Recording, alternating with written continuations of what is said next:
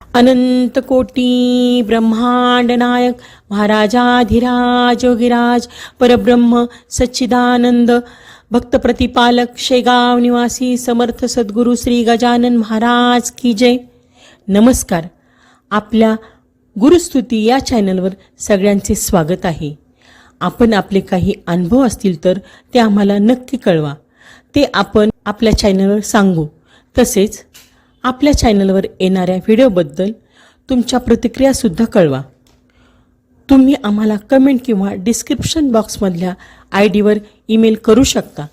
आपल्या चॅनलला सबस्क्राईब करा आणि व्हिडिओला लाईक आणि शेअर करा. धन्यवाद.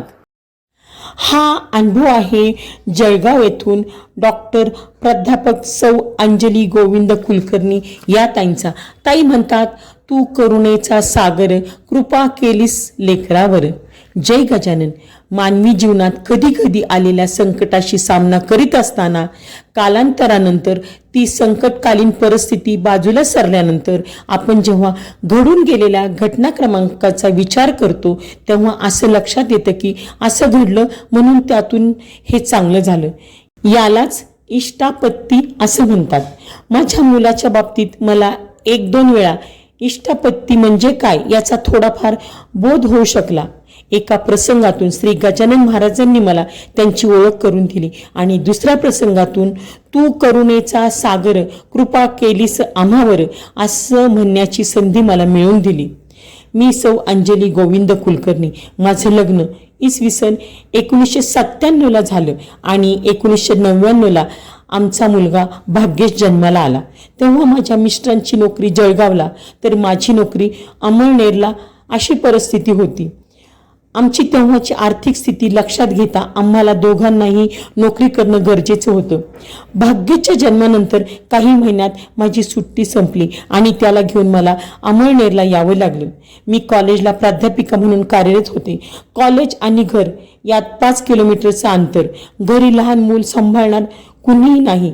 त्यामुळे भाग्येशला पाळणाघरात ठेवण्याचा निर्णय नाईलाजाने घ्यावा लागला.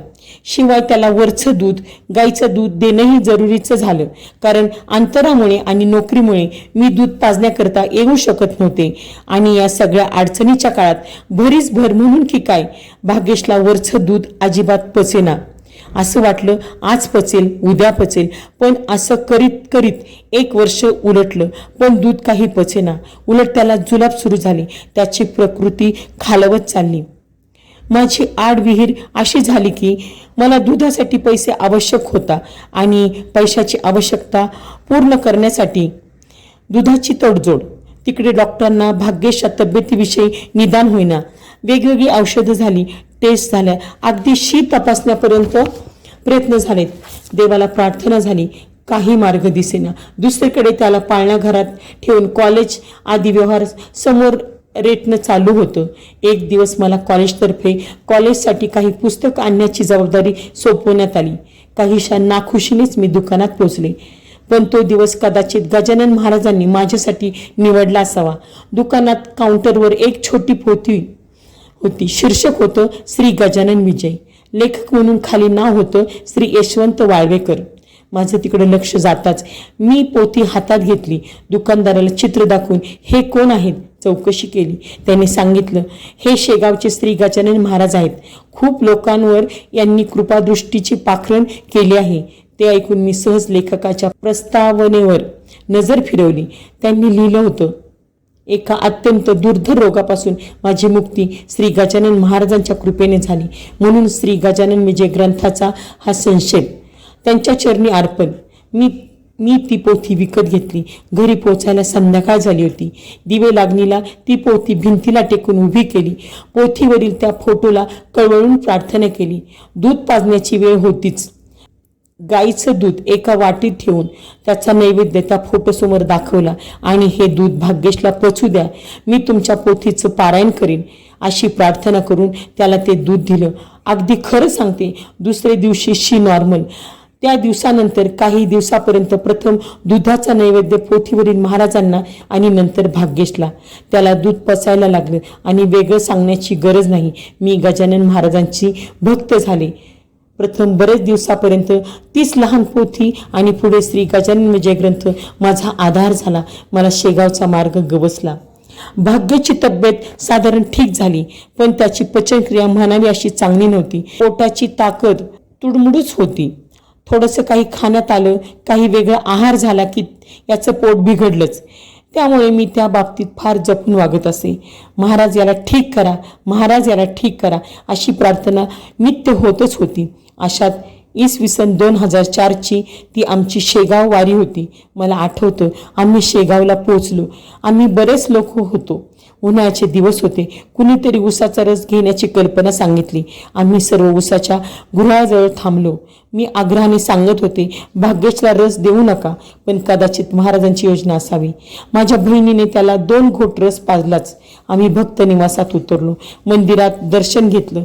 दुसऱ्या दिवशी पहाटे मी आणि माझी बहीण आम्ही दोघी पारायण सभागृहात गजानन विजय ग्रंथाचं पारायण करायला बसलो. मिस्टर खोलीत होते. आमचं पारायण पूर्ण झालं. मी अर्थातच मनोमन मुलाच्या तब्येतीकडे लक्ष द्या अशी मनापासून प्रार्थना केली आणि आम्ही भक्त निवासाकडे परतलो. मिस्टरांचा चेहरा काळजीयुक्त वाटला. भाग्येशला फणफणून ताप भरला होता. उलटीही झाली होती. मधल्या काळात त्याला तापासाठी गोळीही दिली, पण ताप उतरला नव्हता. मी त्याला छातीशी कवटाळलं आणि पाणवलेल्या डोळ्यांनी खोलीतील महाराजांच्या फोटोकडे पाहिलं. मनात आलं, एकीकडे पारायण पूर्ण झालं आणि इकडे याला ताप का यावा.